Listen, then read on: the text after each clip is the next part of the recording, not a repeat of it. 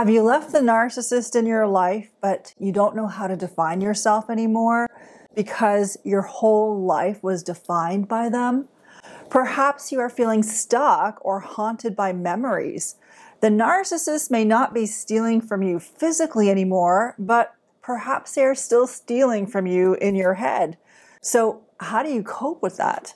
Well, in this video, I'm going to talk about why it is difficult to move on after a relationship with a narcissist, even if it was toxic and terrible.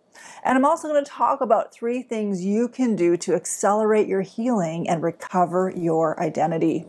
And I have some important news that I will be sharing at the end of this video, so stick with me till the very end. Now first, for those of you who are new to my channel, welcome. I'm Shaneen Megji, and this is the space where we explore how toxicity is not your destiny. My mission is to help you navigate toxic relationships in your life from a biblical, practical, and spiritual perspective.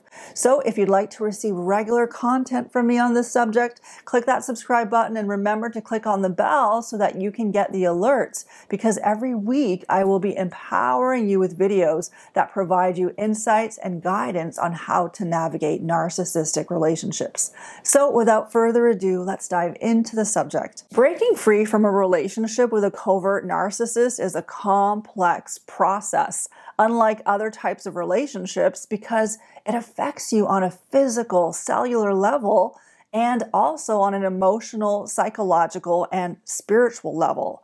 So breaking free requires healing on all of those levels. And that's why you need to give yourself time and lots of self-compassion and grace to move forward and rebuild. You can't afford to be hard on yourself at this time. This is not the time to be cracking a whip on yourself, but to actually be your own best friend in this season. And if you have put all your trust in God and made a decision to trust in the Lord with all your heart and lean not on your own understanding, and if you have invited Jesus Christ to be in the driver's seat of your life, then you have access to God's supernatural strength and resources. There is hope for you to come out of the fiery furnace and not even smell like smoke. That is God's heart and promise to you. So I'm going to share with you 3 big reasons why moving on from this type of relationship is especially difficult. The first reason is spiritual confusion. If you are dealing with a covert narcissist who professes to be a Christian, well, moving on can be difficult because of the amount of spiritual confusion that is caused in the relationship. The religious covert narcissist may have twisted all kinds of scriptures and religious teachings to control and confuse you. They may have found ways to condemn you or make you feel guilty in order to keep you entangled in the relationship. It's possible they exploited your sense of moral obligation, your desire to please God, to do the right thing, all these things to make it difficult for you to factor in your own health and your own well-being and your choices, and also the reality that remaining in a spiritually, emotionally, psychologically abusive, destructive relationship is not God's destiny for you. The second reason why moving on from this type of relationship is especially difficult is because of dependency. The narcissist may have set themselves up to be at the center of your world and make you so dependent on them that you feel unable to function in life without them, even though you'd rather not even be with them. But it's possible to have those 2 conflicting emotions inside of you at the same time. The narcissist may have isolated you from family or friends or other life-giving relationships. So at the end of the day, it can feel scary to be separated because of the sense of dependency that the narcissist created. The narcissist also may have eroded your self-esteem and sense of identity. So now that the relationship is over, you may be struggling with feelings of worthlessness and having a hard time moving forward in life without the narcissist's approval, advice, opinion, and validation. Number 3, the last major reason why moving on from this type of relationship is difficult is because of trauma bonding. It is possible that you are trauma bonded to the narcissist, and these bonds happen through a combination of intermittent reinforcement and manipulation. In other words, basically, Intermittent reinforcement happens when a narcissist alternates between being affectionate, kind, loving with you one moment, and then completely switching and becoming abusive the next moment. So the chemicals that are released when you are experiencing the emotions of being love bombed, then abused, then love bombed, then abused is what can cause a deep and intense connection to the narcissist, making it difficult to break free, even if you recognize a destruction in the relationship. So if you want to understand more about how to break free from the trauma bond of the narcissist, watch my video called How to Break the Trauma Bond. So now that I've shared 3 major reasons on why it is so difficult to move on after a relationship with a covert narcissist, what are some things you can do once you get out of that relationship to heal faster? Well, in this next part of the video, I'm going to share with you 4 things that you can do to accelerate your healing. So the first thing is to process and grieve. Journal your process with God and make sure you have a healthy balance, because sometimes the ruminating can really pull you in and it can be so hard to get out. But nonetheless, it's necessary to process and to journal because there is a lot of reframing going on. Everything you thought was your reality actually was not. You thought you knew this person, but you really didn't know them. And all this can be so disorienting. Getting over a relationship with a narcissist is very much like going through the cycles of grief, because you have to process the loss of the person you thought you were in a relationship with and the future you ought to have had with this person. In some ways, it is harder than death because the person you are grieving did not actually exist. They were like a fictive character on a stage that you thought was real, but actually wasn't. So given this kind of unusual complexity, you just have to allow yourself the time and the space to grieve and to be good to yourself in the process. Even if it was a miserable relationship and abusive, and even though you might feel there isn't anything to grieve, there were still reasons why you stayed as long as you did, and maybe some hopes that you had, and those might be things that need to be grieved. Number 2, the second thing to accelerate healing is to create the conditions to heal spiritually, mentally, emotionally, and physically. And you can't heal in the same environment that caused the damage in the first place. So just getting out of a toxic environment is a huge first step in giving yourself a chance to start detoxing and healing. But you can also give yourself more space and quiet by getting off social media, putting massive space and distance between yourself and anyone that the narcissist may be using to inflict more trauma or pain, or anyone who just doesn't understand. Even though they probably mean well and you still love them, in this season, you might need to take space to heal and tend to yourself. So surround yourself with people who are caring, nurturing, encouraging, supportive, even if they are few in number. Your body and physical health has gone through the ringer because of being in flight or fight. So you will also need to give yourself time to just sleep and rest, to eat nutrient-rich, dense foods as much as possible, to drink a lot of water, just some very practical things. And don't expect to be at full capacity and running as you were doing before. Just be patient and kind with yourself. Create the best conditions you can to be good to your body, to nurture it so that it can heal, and do the same for your emotions. Cut out of your life any unnecessary stress, and that could include unhelpful or toxic people that are adding stress and anxiety rather than being supportive. Create a spiritual environment for healing. Listen to things that are going to build up and strengthen your spirit. Go to a God-loving, Bible-believing church or community, even if it is small and intimate. Now, it may be difficult to go to an actual church building institution because maybe that is where you experience some of the abuse. But if that's the case, find a few people that you can pray with and read the Bible with. Number 3, get in touch with old friends. This is a powerful act of autonomy. Finally, no one is controlling who you can be in contact with.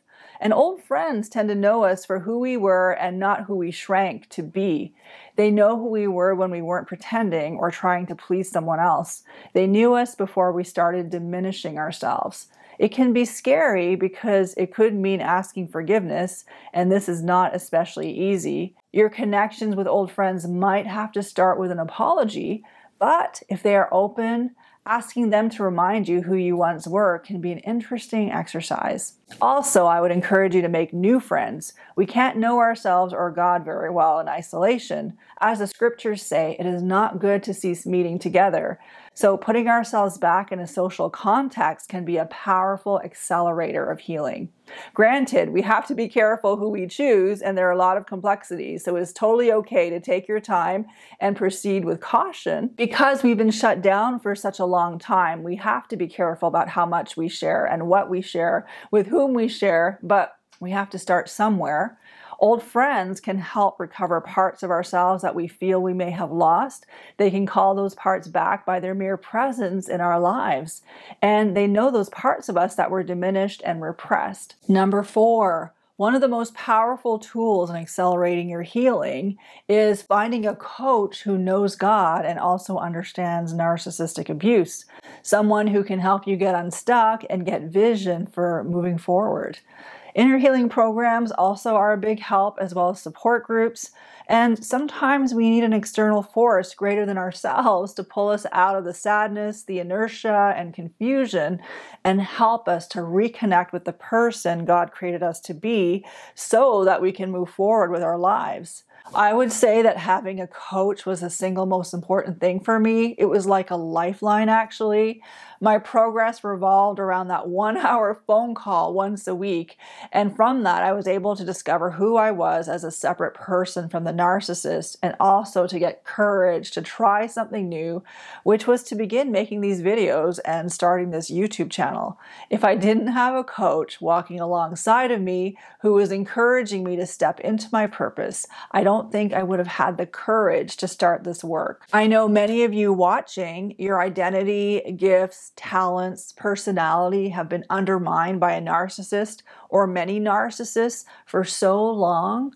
And now that you're out, you might also feel so much time has passed that you are a lost cause, or you don't even know where to begin to recover your identity or move forward with your life, or you don't feel like you have any fire or spark left in you. Well, this is a time to invest in yourself and get the help you need. We weren't created to do it all alone. So part of self-care and creating the conditions for healing is to invest in healing. Maybe you have a coach or counselor who understands narcissism and the effects of narcissistic abuse, and who also knows God and the Bible and can coach you from that biblical perspective. If you don't, or if you have been looking for someone to help you recover your identity from narcissistic relationships, specifically from a biblical perspective, we have just reopened my Identity Recovering Coaching Program. And if you'd like to know more details about the program and how we can help you, the link is in the description box below to get more details. We have room for a few more women in the program, and we would love to serve you. If you are a woman who has come out of a relationship with a narcissist, and if you have minimal or no contact with them, and if you are looking to recover your identity and move forward with your life, this program is tailored especially for you. So what is it? This is a 12-week group coaching program with me and another coach, in which you will journey with about 12 other women to find healing, freedom, and confidence, to set healthy boundaries while keeping your peace, to recover your God-given identity, to align with God's vision and move forward with your life, to connect with other women who understand the isolation, pain, confusion, manipulation, gaslighting, and much, much more. You might be asking, what about the men? While this program is currently only available for women, I do hope to be able to open a program for men soon. However, I'm still in the process of creating a program to effectively serve you. So please rest assured that we have not forgotten about you and the many men who, like you, who are seeking healing from narcissistic relationships. I'm keenly aware that women are not the only victims of narcissism, and that narcissism is just as common today among women as it is among men. If you are a man and would like to be on my wait list, please take a quick moment to join it through the link in the description box below, and I will be in touch with you whenever I find or create resources for you. So who is this program for? This program is for you if you are a woman who is preparing to leave or has already left a narcissistic relationship. You have reduced your interactions with the narcissist to either minimal contact or no contact. You are wanting to heal and reclaim your identity after the ending of a narcissistic relationship. This program will run for 12 weeks starting in September 2023. If that time has passed and you're watching the video now, you can still sign up for the waitlist because God willing, we will be opening the program again in the future. So what is included? We have weekly teachings. Every week you will receive a biblically based teaching module, complete with exercises that you can complete on your own with God, and the material is yours for life. Number 2, group coaching. You will be part of an intimate cohort of approximately a dozen other women who are on a similar journey as you. We meet together bi-weekly to discuss what you've been learning, to celebrate your victories, where you can get coaching, where you are stuck, and for you to support and receive support from one another. You also get to be part of a private hidden Facebook group. So not only do you get access to me and my other coach in this group, but this group is a safe place where the women in your cohort can come together to tell their stories, share their wins, support one another, share resources, ask for prayer, find others who've been through startlingly similar scenarios. And this is one of the most vibrant and powerful aspects of the 12-week program. Maybe you have been suffering abuse with a narcissistic person, and right now you are feeling like enough is enough. You want to strengthen yourself, recover your identity, and move forward with your life. If that is you and you feel like you are a right fit to join my 12-week program, we'd love to chat with you. So click on the link in the description box below to book a call with me or one of my coaches to see if you'd be a right fit for my program. There's also a link, like I said earlier, that gives you more details about the program. So I look forward to possibly speaking with you, and this brings me to the end of my video. Thank you so much for watching. I appreciate you. I look forward to seeing you in the next video.